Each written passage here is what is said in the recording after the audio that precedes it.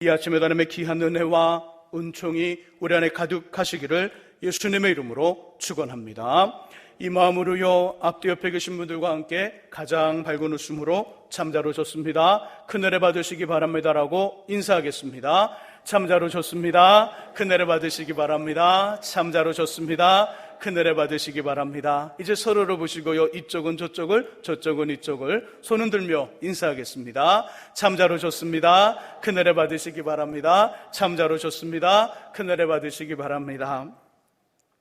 지금 우리는 믿음과 교회라는 주제로 말씀을 나누고 있습니다. 지난 주일에는 교회의 시작, 교회의 기초와 관련된 이야기를 나눴지요. 교회는 우리의 고백 위에 세워지더라. 주님을 향한 고백, 반석처럼 견고하고 흔들리지 아니하는 주님을 향한 우리의 고백 위에 교회는 세워집니다. 주는 그리스도시요 살아계신 하나님의 아들입니다. 예수님은 우리와 동일한 사람이시지요. 동시에 우리를 초월하여 계시는 하나님이십니다. 사람이면서 하나님. 자신을 향한 베드로의 고백을 들으시고요, 너의 고백이 맞다. 내가 너의 고백 위에 내 교회를 세우리라.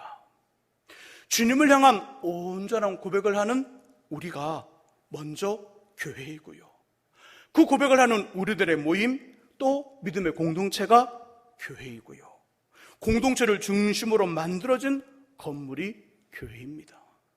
다시 한번 더 말씀드리겠습니다. 주님을 향한 온전한 고백, 그 고백을 하는 우리가 교회입니다. 그 고백을 하는 사람들의 모임, 믿음의 공동체가 교회이고요, 공동체를 중심으로 만들어진 건물이 교회입니다.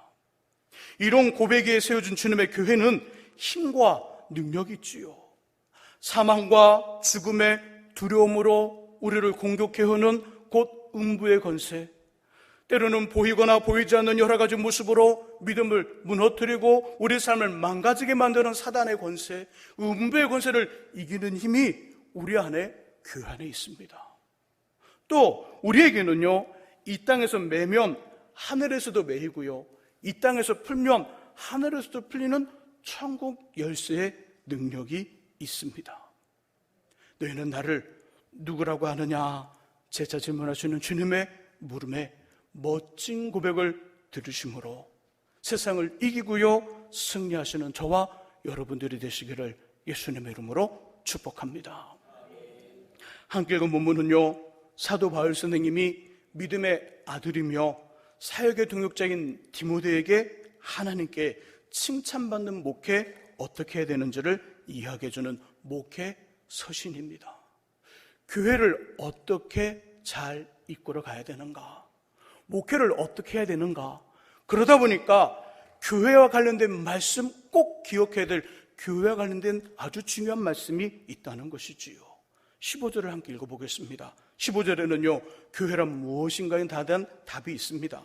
지난주는 교회의 기초와 시작에 대한 말씀이었다면 오늘은 교회란 무엇인가, 15절 읽으면서요, 교회란 무엇인가의 답을 찾아보시기 바랍니다. 15절 읽습니다. 만일 내가 지체하면 너로 하여금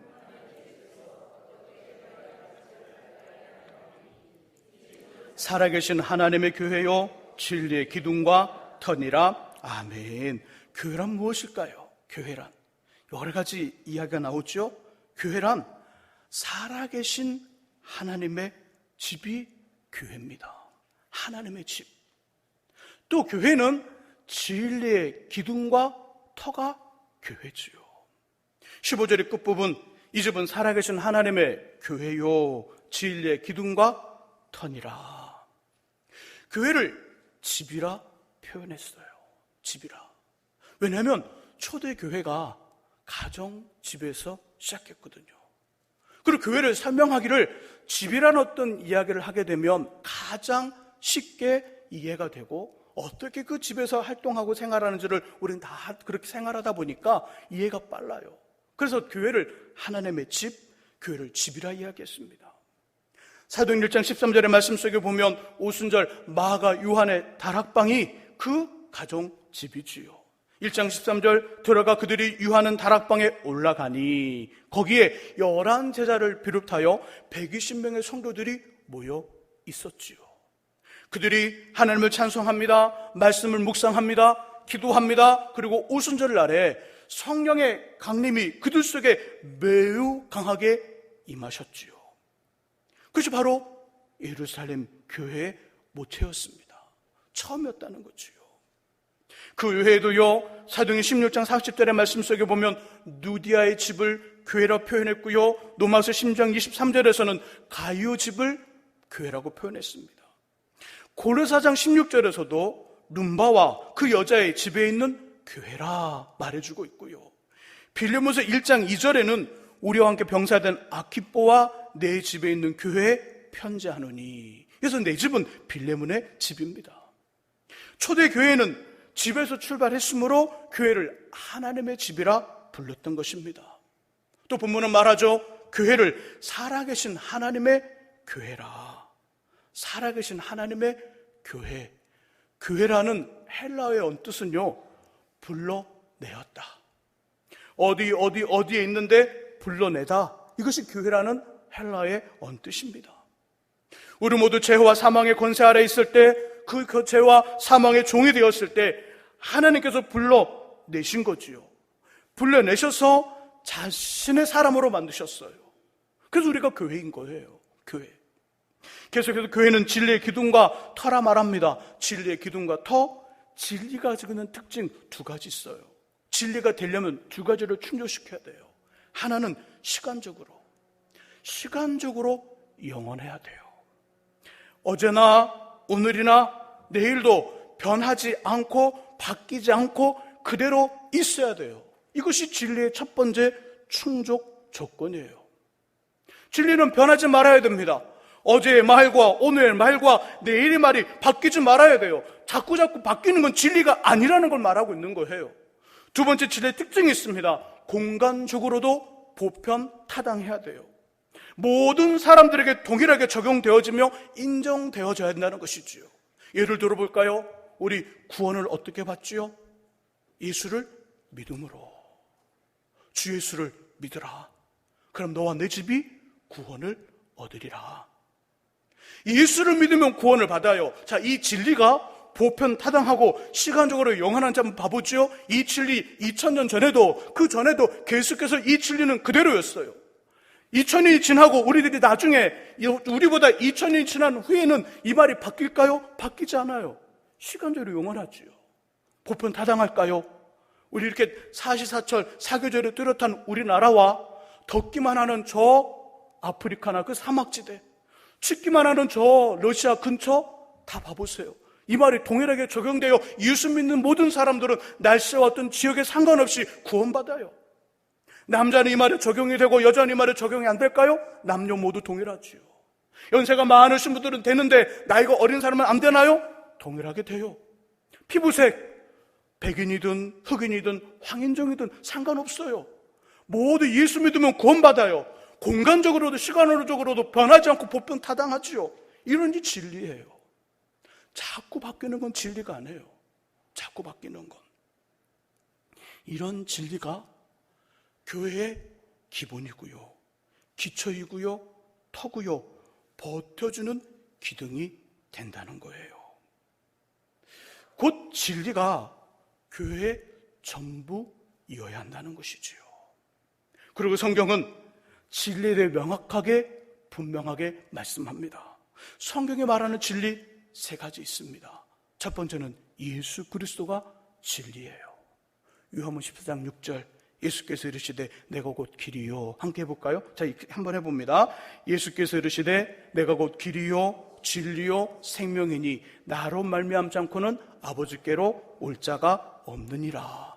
예수가 직접 자신이 진리라고 말씀해요. 첫 번째 진리 예수 그리스도.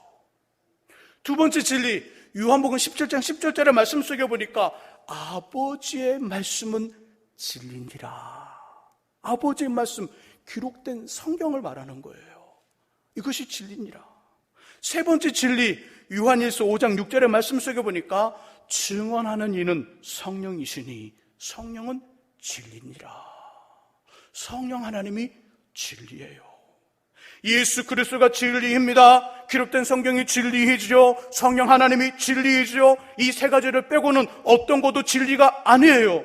이 세 가지 진리가 교회의 기둥과 터요 보태주는 힘이라는 겁니다. 철저히 성령 하나님을 중심으로 예수 그리스도의 말씀과 복음이 온전히 선포되는 곳, 그것이 교회라는 것이지요. 온전히 예수 그리스도의 말씀과 복음이 선포되고 그 말씀이 온전히 이루어지게 한 몸부림이 있는 성도들이 모여 있는 곳, 그 믿음의 공동체가 교회라는 것이에요. 한마디로 하나님의 집인 교회는 그 안에 하나님이 살아 거하시고요, 진리 되신 예수 그리스도, 진리 되신 아버지의 말씀, 곧 그 진리 되신 성령님을 믿고 의지하며 모든 주도권을 그에게 내어드리고 진리를 이루려는 성도들이 모인 곳이에요. 이곳의 대장은 누굴까요? 이곳의 대장, 우리 교회 대장은 누굴까요? 목사님이에요. 그러면 전 기분이 좋겠지만 전 대장이 아니에요. 진짜 대장 누굴까요? 하나님 예수 그리스도. 예수 그리스도가 대장이에요. 대장의 명령이 떨어졌습니다. 무엇을 통해서? 기록된 성경 말씀을 통해서. 자, 그 명령 어떻게 이루어야 되죠? 우리의 힘으로? 우리의 의지로? 우리 안에 우리 헌신으로? 아니요. 무엇을 통해? 성령 하나님을 통해. 바로 이것이, 이런 마음을 가지고 살아가고 이런 모임이 교회라는 거예요. 교회는 이런 것입니다. 그러므로 하나님이 그 안에 계시지 않고요, 성도들이 진리를 잃어버릴 때에 그 교회는 교회로서의 존재 가치를 잃어버린 것입니다. 아무리 큰 화려하고 멋진 빌딩을 가지고 있습니다. 음향 시스템과 멋진 사람들이 있습니다. 그 교회 구성안을 보니까, 교회 구성하는 모든 사람들을 보니까, 우와, 세상적으로 권력을 가진 사람도 많고요, 의리한 사업을 하는 사람도 많습니다. 멋진 연예인들도 있어요. 근데 다 그들이 각자의 수레만 내고 있고요, 진리에 집중하지 않아요. 이것은 교회가 아니에요. 이름으로 어떤 교회라는 이름을 붙였지만 사람이 주인이 되거나 사람의 어떤 그 뜻이 이루어지거나 그 뜻을 위해서 몸부림친다면 그것은 사람들의 사교 모임이지 절대 교회가 아니라는 거예요. 진리의 기둥과 터인 교회는 반드시 진리가 이곳을 이끌어 가야 되고, 진리를 중심으로 모여서 진리를 이루기 위해서 몸부림치는 성도들이 있는 곳, 그 성도들이 모여 함께 하나님을 예배하고 하나님의 일을 행하는 그곳, 그것이 교회예요. 이런 어떤 교회의 근본과 본질을 잃어버리니 한교회가 자꾸 욕을 먹는 거예요. 성도들이 자꾸 욕을 먹는 이유는 본질을 잃어버렸기 때문에 그래요. 교회의 본질을 잃어버렸어요. 교회의 본질을. 진리의 기둥과 터더라. 진리가 없어요. 진리가 자신이에요. 아버지의 말씀이 진리인데 자신의 이야기가 진리가 되어버렸어요. 아버지의 성령으로 그 일을 이루어야 되는데 자신들의 의지로 해버리니까 안 되니까 자꾸 싸우는 거예요. 목소리 높이는 거예요. 자꾸 갈등하는 거예요. 연합하지 못해요. 그러니 교회가 아니지요. 그렇다면 살아계신 하나님의 집이며 진리의 기둥과 터인 진정한 주님의 교회가 되기 위해서는 어떻게 해야 될까요? 이 이야기를 오늘과 다음 주일에 2번에 걸쳐 나누겠습니다. 먼저는 모든 영광을 하나님께 드려야 돼요. 모든 영광을. 저도 하나님께 영광을, 여러분들도 하나님께 영광을, 동일한 어떤 목표와 동일한 목적을 가지고 함께 있어야 돼요. 이것이 교회의 첫 번째 아름다운 모습이죠. 왜 모든 영광을 하나님께 드려야 될까요? 하나님의 교회, 하나님의 집, 그 집주인이 누구죠? 갑자기 그때 목사님이요. 그럼 전 기분이 좋다고 그랬지만 아니라니까요. 그 집주인이 누구라고요?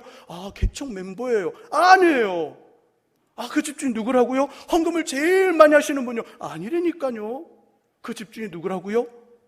하나님이시니까 모든 영광을 하나님께 드려야 돼요. 하나님께 모든 영광을. 모든 영광을 하나님께 드리시기를 주의 이름으로 축복합니다. 성경에는 모든 영광을 하나님께 드린 겸손한 인생과 그렇지 못한 주님께 마땅히 드려야 될 영광을 자신의 것으로 삼은 교만한 인생을 비교하여 말씀해 주고 있습니다. 구약성경 사무엘상 31장에는요 이스라엘의 첫 번째 왕이었던 사울의 이야기가 나와요. 왕 이전에 평범한 청년으로 있을 때 하나님의 선지자 사무엘은 하나님의 감동을 받아 아버지의 양을 잃고요 찾기에 자신을 찾아온 사울에게 이스라엘의 왕이 될 것이라는 의미로 기름을 부어줍니다. 이때 사울 이렇게 말해요. 나는 이스라엘 지파의 가장 작은 지파 베냐민 사람입니다. 우리 가족은 그 가장 작은 지파 베냐민 사람들 중에 가장 작은 집입니다. 근데 자신은 어떻다는 거예요? 이스라엘 모든 사람들 중에 가장 작다는 거예요. 얼마나 겸손해요. 그 사울이 백성들 앞에서 왕으로 초대될 때에도 사람들 앞에 서지 못해요. 사무엘이 어딘지 막 찾아요. 찾아보니까 그들 모여있는 사람들의 짐 보따리 있잖아요. 짐 보따리 속에 숨어 있어요. 얼마나 겸손했어요. 하지만 왕이 된 후 그의 모습은 완전히 바뀌어버립니다. 아말렉의 모든 것들, 사람을 포함하여 어떤 것도 하나도 남기지 말고 모두 진멸하라는 하나님의 명령을 듣지 않아요. 보기에 좋은 것들, 비싼 것들을 남겨놓습니다. 이것을 책망하는 선지자 사무엘의 말도 듣지 않아요. 더 웃긴 것은 자신의 힘으로 아말렉과의 전쟁에 이긴 것처럼 승전비 비석을 세워요. 몇 년, 몇 월, 며칠 사울 왕이 아말렉을 쳐서 이기다. 아니죠. 누가 이기겠어요? 거기 어떻게 써야 돼요? 몇 월 며칠, 몇 년, 몇 월 며칠 누가? 하나님이 우리를 도와 아말렉을 쳐서 이기게 하시다. 이렇게 써야 되잖아요. 근데 자신의 이름을 자신의 전쟁에 이긴 것처럼 합니다. 하나님께 마땅히 드릴 영광, 돌려야 될 영광을 자신으로 삼은 교만한 사울 왕의 최후는요 사무엘상 31장 6절의 말씀 속에 보니까 자신과 자신의 세 아들과 자신의 모든 사람들이 전쟁에서 집니다. 그 전쟁에서 진 날 한날에 죽음을 맞이합니다. 모두가 죽었어요. 교만하여 돌릴 영광을 주님께 드리지 않으면 하나님의 무서운 진노를 받아요. 욥은요 욥기 10장 15절과 16절에서 자신에게 의로움과 착함과 선함이 있다 할지라도 교만하지 말아야 될 이유를 세 가지를 말씀합니다. 첫 번째 이유는 이거예요. 자신 안에 부끄러움이 너무 많더라. 자신 안에 부끄러움이 너무 많더라. 다른 사람들은 몰라요. 왜? 자신 속에 숨겨져 있으니까. 그런 하나님 우리의 마음과 심령을 감찰하시고 아신다 하셨으니까 내 안에 부끄러움은 자신이 알잖아요. 세상을 향한 어떤 욕정의 마음, 이성을 향한 정욕의 마음, 더 갖고 더 쌓고 더 남기려는 더 욕심의 마음, 시기의 마음, 질투의 마음, 우울함과 분노의 마음, 짜증내는 마음, 또 처지고 자꾸 부정적인 마음, 자신 안에 이런 부끄러움들이 너무 많아. 내 삶을 보니 착함과 의로움과 선함이 있는데 교만하지 못하고 겸손할 수밖에 없더라. 이게 첫 번째 이유. 두 번째 이유는 뭘까요? 두 번째 이유는 욥은 고백하기를 말하기를 내 삶을 보니 내 삶에 환난이 있더라. 환난이. 기도할 수밖에 없는 일들이 내 삶에 있더라. 기도하지 않고는 살아갈 수 없는 일이 내 삶에 있더라. 내 삶이 그냥 한숨을 안 쉬고 편안하게 살아가는 삶이 아니라 어려움이 있고 어려움이 있더라. 여러분 안에 기도 제목들이 있으신가요? 여러분 겸손하셔야 돼요. 기도 제목 하나 있다는 그 자체가 내 삶에 환난이 있다는 이야기 아닌가요? 내가 지금 하나님 앞에 기도하고 있다는 것 그 자체가 내 삶에 지금 어려움이 있다는 이야기 아니에요? 내 삶에 어려움이 있는데 나의 작은 어떤 선함 때문에 머리를 들 수 있을까요? 내 머리를 들어요? 내 삶에 지금 내 삶에 어려움이 내 발목을 잡고 있는데 이것 때문에 나는 겸손할 수밖에 없더라. 세 번째 이유. 내 안에 자랑할 것이 있고 착함이 있고 의로움이 있고 선함이 있어 내가 머리를 들면 하나님이 젊은 사자처럼 어떻게 해요? 나를 사랑하시더라. 또 뭐 어떤 상상을 하셨나요? 이렇게 올라오니까 목사님 두더지 머리를 치는 것처럼 이렇게 생각하셨나요? 젊은 사자처럼 사냥하신대요. 젊은 사자니까 어떻겠어요? 반대말은 나이가 많이 든 늙은 사자가 있을 거고 또 젊은 사자니까 또 그 반대로는 아기 사자, 어린 사자가 있겠지요. 자, 아기 사자, 젊은 사자, 늙은 사자가 있습니다. 셋이 사냥을 했어요. 보통 그냥 큰 들소 한 마리 잡다고 생각하지요. 사자보다 한 2배 정도 무거운 거, 무게 그렇게 나가는 거, 뿔이 이렇게 달려서 푹 찌르면 죽을 수도 있는 거. 자, 어린 사자, 이 들소를 공격할 수 있을까요? 공격할 수 없을까요? 없어요. 잘못 공격했던 죽어요. 그냥 그 등치로 깔고 뭉겨버리면 어린 사자는 끝이에요. 늙은 사자, 나이가 많이 든 늙은 사자, 이 들소를 공격할 수 있을까요? 공격할 수 없을까요? 엄두도 못 낼걸요. 왜요? 이렇게 든 등치가 엉덩이가 이렇게 커서 막 이렇게 움직이는 이 들소가 늙은 사자에 딱 달려올 때 어떻게 해요? 엉덩이로 툭 치면 그냥 떼굴떼굴떼굴 들소를 가버릴 거예요. 젊은 사자 어떡할까요? 젊은 사자. 여러분 동물의 왕국 봐보세요. 젊은 사자의 공격은요 매세워요. 얼마나 빠른지 몰라요. 막 달려가서요 그 들소에 목덜미나 척추를 딱 물습니다. 숨통을 조여오죠. 딱 물고 숨통을 조여다가 눕혀요. 눕히면 끝나는 거예요. 눕히는 그 순간에 주변에 있던 10마리 정도 되는 사자들이 한꺼번에 달려들어 물기 시작합니다. 이젠 끝난 거예요. 젊은 사자의 사냥은 성공 부율이 거의 98, 99, 100이에요. 곧 머리를 들면 내 안에 선함과 착함과 의로움이 있어서 머리를 들면 하나님이 사냥을 하시는데 마치 젊은 사자처럼 사냥을 하시니까 그 사냥이 다 100% 성공하여 우리 마음이, 우리 삶이 어떻게 될까요? 그 사냥을 통하여 겸손할 수밖에 없다는 거예요. 그러니 교만할 수 없습니다. 그 이야기를 하고 있습니다. 교만하면, 아니요, 하나님께 드릴 영광을 드리지 않으면 하나님 우리를 사자처럼 사랑하실 수 있어요. 겸손하시기를 주의 이름으로 부탁드립니다. 반면에 겸손하여 복을 받은 인생도 있습니다. 함께 찾아보죠. 고린도전서 15장 10절 말씀, 고린도전서 15장 10절의 말씀, 신약성경 282쪽에 있습니다.